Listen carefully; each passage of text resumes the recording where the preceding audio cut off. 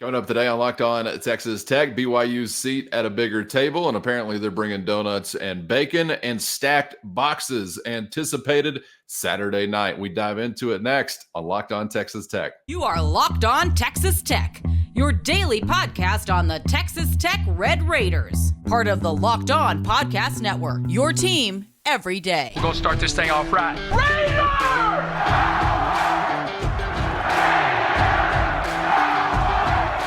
Everything runs through Lubbock.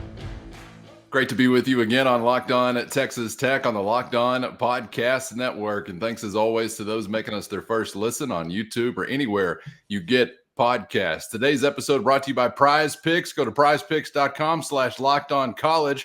That's prizepicks.com/LockedOnCollege and use the code LockedOnCollege for a first deposit match up to $100 at prizepicks.com/LockedOnCollege.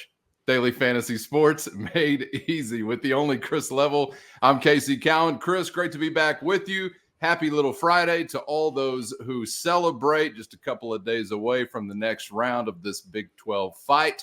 And it's now with a new brethren, the BYU Cougars. We will get to something specifically regarding Texas Tech coming up towards the end of the show. I want to hear from running backs coach Kenny Perry talking about that much discussed group and some of what they anticipate in Saturday's matchup.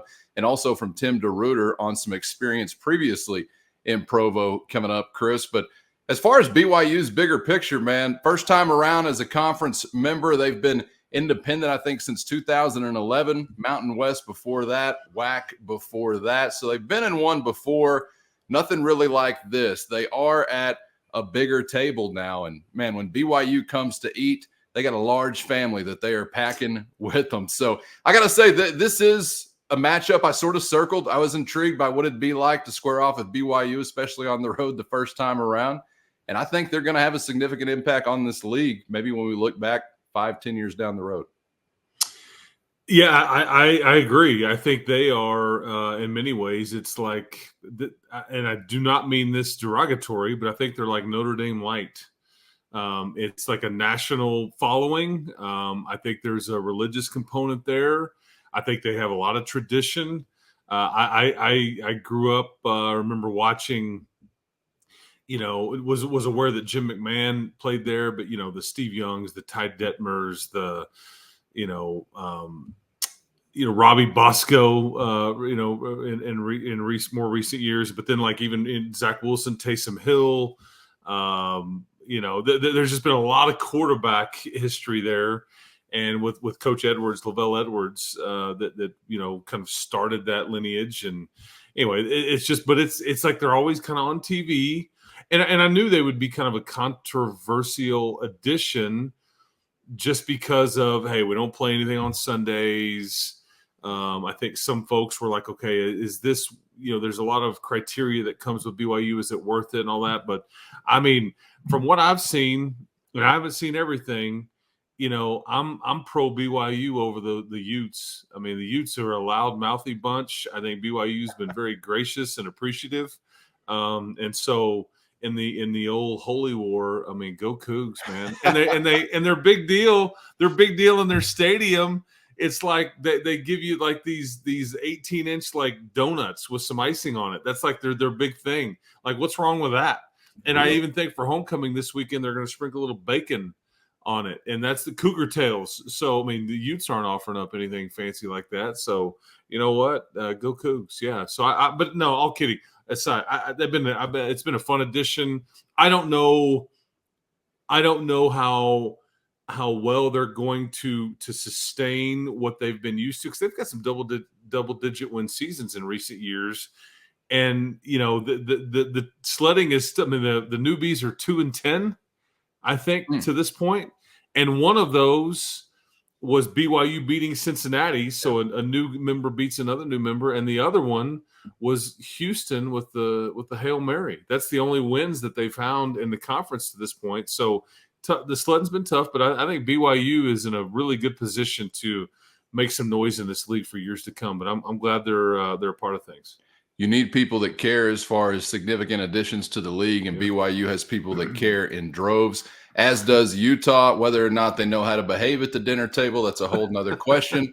But we need some of those, I guess, as well. That's what you're really talking about, whether it's the first 4 additions or these most recent 4 additions from the West Coast. You want significant numbers of people that are really glad when they win and are really upset when they lose, because that's what's really going to spur on a league, I think. And BYU will have that. And our first taste as Texas Tech fans of a BYU experience will obviously be staring down the barrel of that in a full-throated way. No caffeine, but we go donuts with bacon. I'm going to need a little more explanation on that, but I like the sound of it. And I got to say, as we'll take a listen here to Tim Deruyter talk about some previous experience, Texas Tech defensive coordinator Tim Deruyter talking about some previous experience in Provo, Utah at that stadium, Chris. He'll touch on something that I think Texas Tech in some ways, not to the great extent that BYU has, but has attempted to mirror and efforted to mirror during some lean competitive years. And that is consistent support and interest, even when you hadn't been in a double-digit win category or haven't had the best year. And that's something that you're going to hear from Tim Deruyter regarding what BYU does so well, consistent support. Here's Coach Deruyter. I've been there plenty of times, and in fact, this is how old I am. I was there the first game that they dedicated the new stadium back in 1982 when I was playing at the Air Force Academy. They do a tremendous job of getting support from their fans. I think every time I've been there, it's been sold out or right close to it. The way they design the stadium, it's a vertical design and it's enclosed, and it's one of the louder stadiums, I think, in the country. They've got a great tradition there of success, going back to back when I played and Coach Edwards was there, and Coach Siktaki and his staff has continued that. They've always been very, very good in the pass game. They've traditionally been a very power run game team, and been very difficult to beat at home. And so we know it's going to be a challenge. Their fans do a great job of supporting them, and we're going to have to overcome that, just like you do every time you go on the road in the Big 12. There's a lot of great venues, and certainly with them coming into the Big 12, they're going to be right up there with any of the best venues that we have. Chris, I know we thought Tech exercised some road demons in what they did in Waco, but this is going to be a much different environment. So how we feel about the Red Raiders as road warriors this time around? Yeah, I think that people, if you start like minus Texas and Oklahoma, if you start looking at like the 16 team league, I think BYU's like home environment would be ranked near the top of what is expected year in and year out by the new league. And I knew that whenever we saw that trip to Provo on the schedule, I was like, oh, this is going to be interesting. And then it even more juicy because it's at night. They and I think typically, like most teams, they typically play better at home. And so, yeah, I mean, I think so. And what's frustrating is that, you go into this thing with a potential, quarterback issue. You either are compromised with one, or you are, dealing with a wildly inexperienced in the other. And that's what they'll have to deal with is 65,000 of really, really nice people that yelling for their Cougars when you keep over the loudspeaker. They do the wow, like the growling Cougar thing over and over and over and over again. That was not a sound effect for the podcast listeners. That was Chris Level. I didn't know. I was trying to like mimic it. I think you know what I'm saying. Not bad. You will listen. You will hear it quite a bit over the. If you're watching this game on TV Saturday night, you'll hear it often because they somebody's just sitting there with a button. It's like, okay, they're looking for any excuse to like play the Cougar growl over and over and over again. It's like when we went to Nevada I can't remember how I'm supposed to say it versus how the people that live in that state or wanted me to pronounce their state, but played the Wolfpack in I think 2008, and that game was in Reno, and that whoever had the wolf's sound was they just wore it out, man. Hammered it. It's like I had PTSD after I left that venue. I'm just like, I kept hearing this this wolf howl and cry and all that stuff. I'd like to see something similar with some gunfire at the Jones. Now that you mention it, talk about PTSD. That may not be good for some servicemen and women in the audience either. So I'll pull that back. Okay, forget that idea. But I think this is I think you nailed it at the start of this, Calvin, because I think that you were looking for people that care. I mean, this is, and that's why I kind of mentioned Notre Dame Light, and I don't mean to like I said, that's not a shot or anything. I just don't know if they have all the things that Notre Dame has, but it's very similar in that they're going to care, and they're going to care a lot, no matter the situation. And Coach Tataki has been there for, I think, 8 years. He's got a really good record.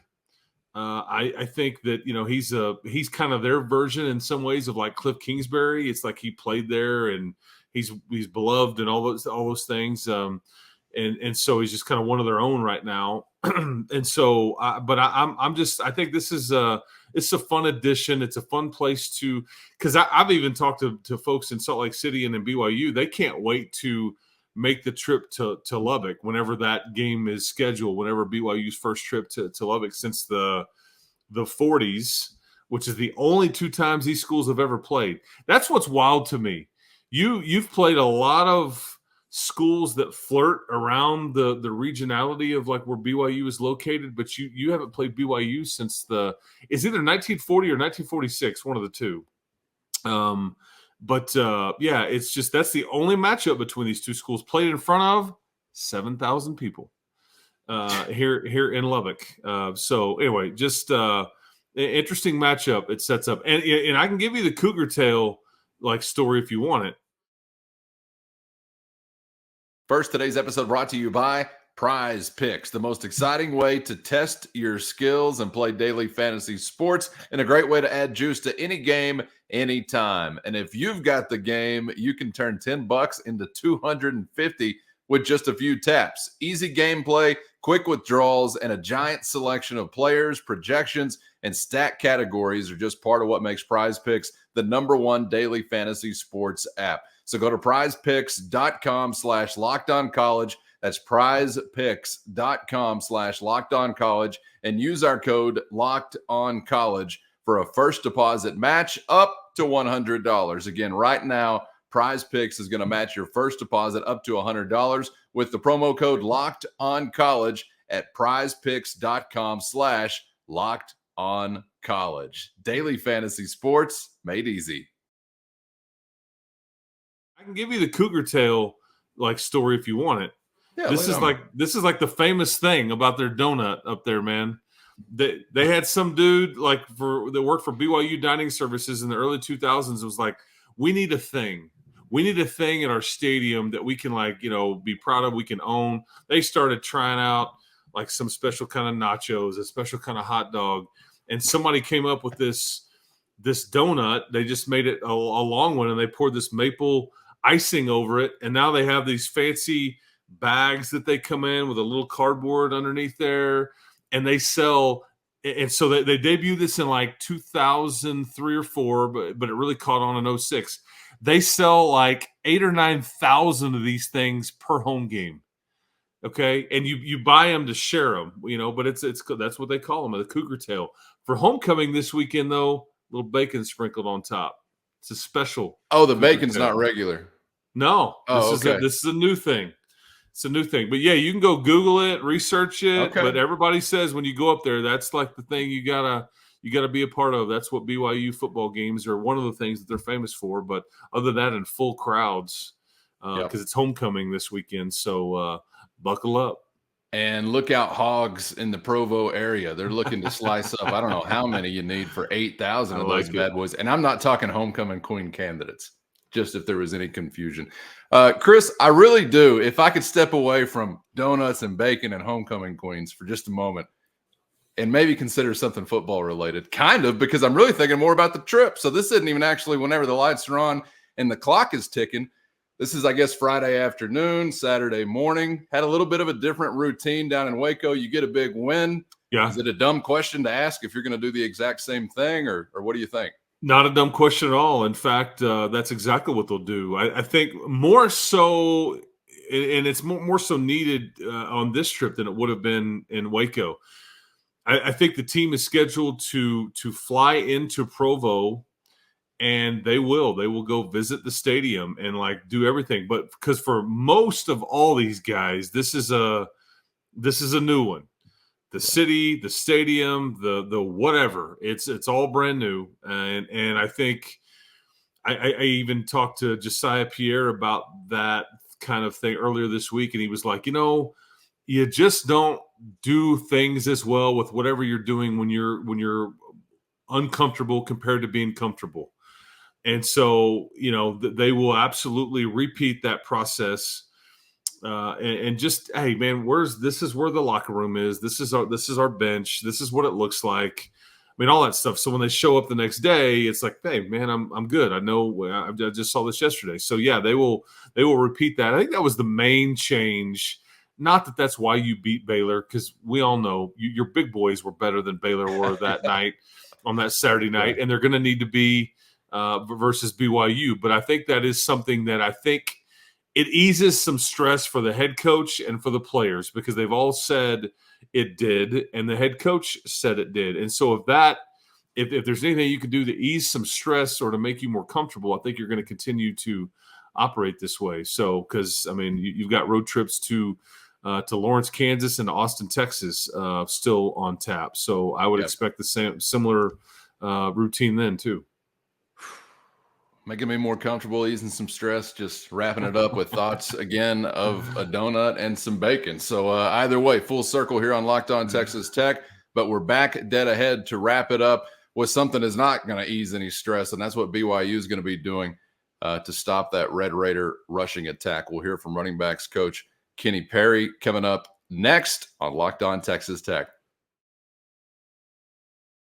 First, today's episode brought to you by Jase Medical. And in this day and age, everyone should be empowered to care for themselves and their loved ones when hit with the unexpected. And that's why Jase Medical is offering the Jase Case. The Jase Case includes 5 life-saving antibiotics for emergency use and gives you peace of mind, so you're not just hoping for access to medication during an emergency. With Jase Medical and the Jase Case, what you need is already in hand. And they make it simple, handling everything from online evaluation to licensed pharmacy medication delivery, along with ongoing consultation and care. And with shortages, pandemics, reliance on China, and general supply chain issues, you need to be prepared now more than ever. So to do just that, head to jasemedical.com, where the process is simple. Just fill out a form and bam, prescription life-saving medications are headed to your door. And right now, save more than $360 by getting these life-saving antibiotics with Jase Medical, plus an additional $20 off by using our code LOCKEDON at checkout. Again, that's jasemedical.com,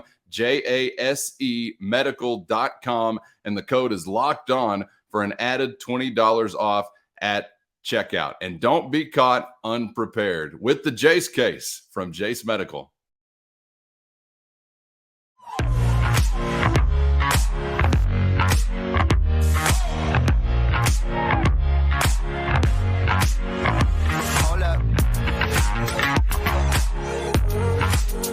Thanks for making Locked On Texas Tech a part of your day, whenever, wherever, however you're making it happen. We appreciate it on podcast, YouTube, whatever platform. Subscribe so you never miss an episode. Back to wrap it up with thoughts on the ground game. And for that, we turn to a guy who presides over, spends as much time with the ball carriers as anybody, the positional coach, running backs coach, Kenny Perry, also expresses his talents in the special teams game as well. But for these matters, we'll keep it to a ball carrier perspective, Chris. And we've talked about, are you using it enough? Are you using it too little? Are you using it in a timely way, an ill-timed way? Do you even have enough guys to use it to a great extent beyond Taj Brooks anyway?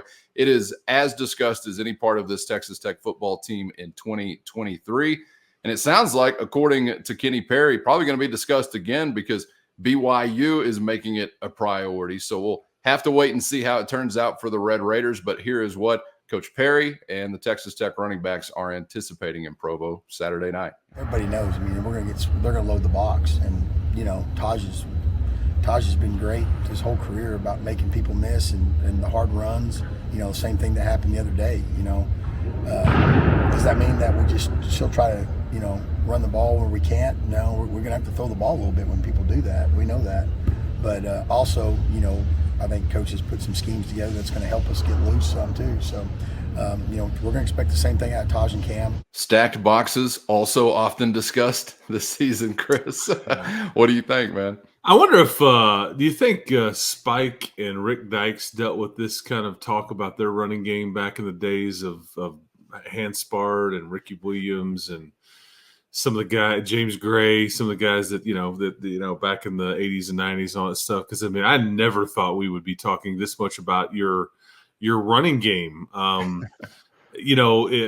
to figure out carrying it enough, not carrying it too much. Well, why don't you do this and all that? But it's been one of the main storylines for sure. And I'll just say this: no matter how much you want to run the ball, whoever you are, whether it's with Chris Leveler or Casey Cowan or somebody watching this, at some point in this league, your quarterback is going to have to step up and, running backs don't win Big 12 championships, and like running backs don't, think about like Deuce Vaughn came about as close as you can to being a vital part of what Kansas State did, but it was Will Howard that like took them from kind of here to there last year. And that's why he kind of entered the season as such a big time guy. But at some point Saturday night, either Baron Morton or Jake Strong are going to have to step up and help and make some plays like they did in Waco, like Baron did in Waco with a couple of those plays. Those were some big time throws. And so the best thing that I would hope for is the complement. That's what you really want. You can't be all one or the other. And, you can run it on BYU. I do think you'll be able to, but I don't know if you can solely, do that and expect to win.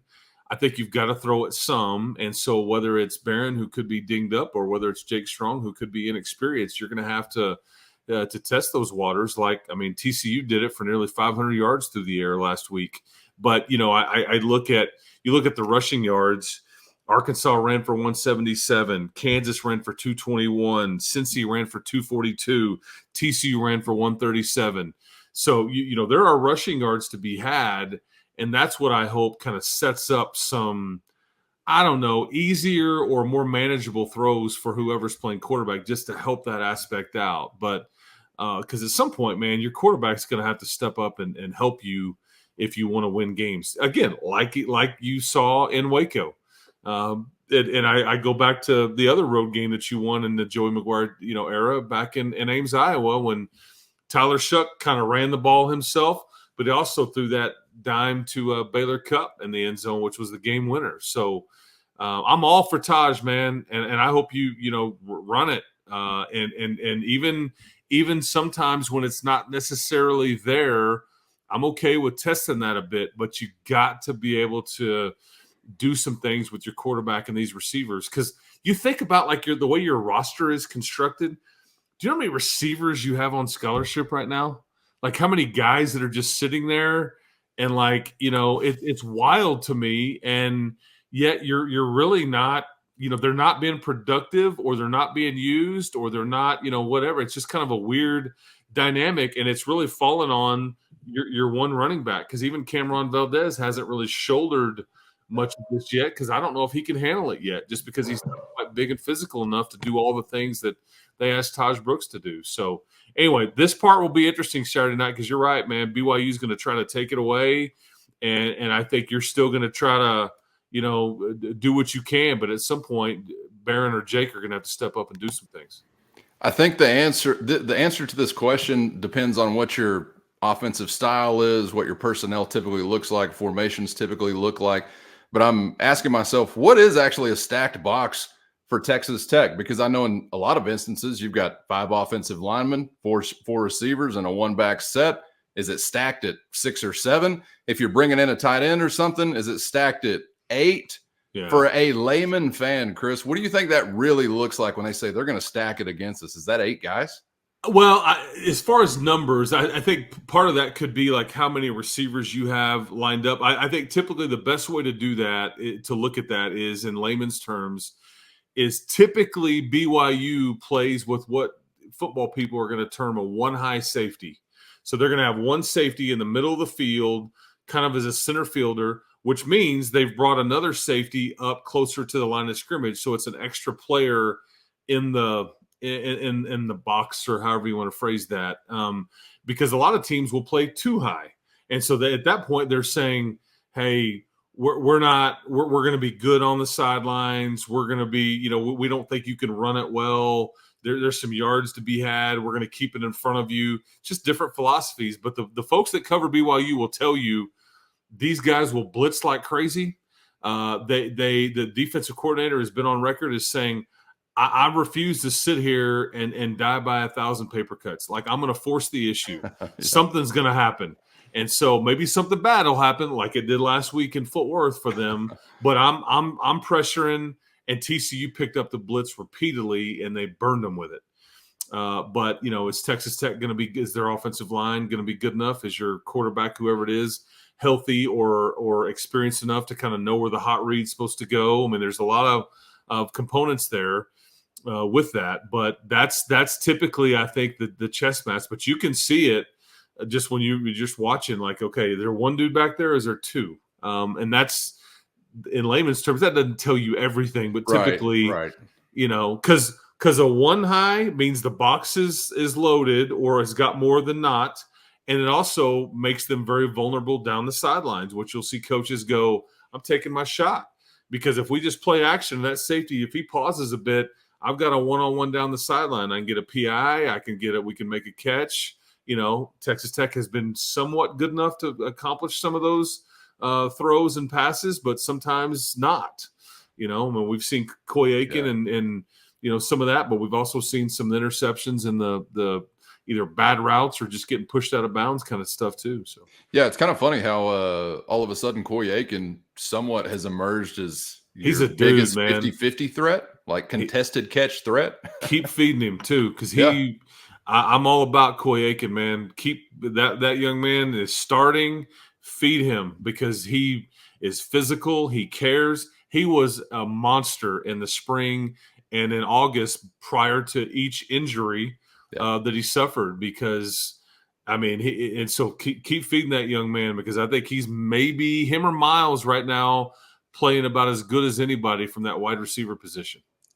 We've talked a lot today about what BYU is going to do defensively, or hope to do defensively, coming up on Saturday night, and coming up on tomorrow's episode. Of course, we'll have some thoughts on Chris's conversation with the head coach, his weekly conversation that goes down Thursday night, but also want to take a closer look, courtesy of Tim Deruyter, at what BYU's intentions are offensively. A lot of that surrounding the quarterback. So we'll get to that coming up on the other side as we wrap up the week and get ready for another road trip Utah way. Chris, thanks for the time as always, my man. Enjoyed it, and we'll do it one more time on the other side.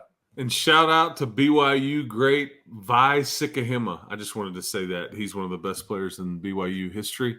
Donuts, Vi Sikahema, running game. It's all here, man, on Locked On Texas Tech, man. Keep hope alive, people. That's right. I said yesterday the education was going to continue, and boy, was I right. Righter than I even knew I was going to be on today's episode. Can't wait to see what tomorrow holds. So subscribe on YouTube or anywhere you get podcasts so you miss nothing, and we hope to see you for the next round right back here on Locked On Texas Tech.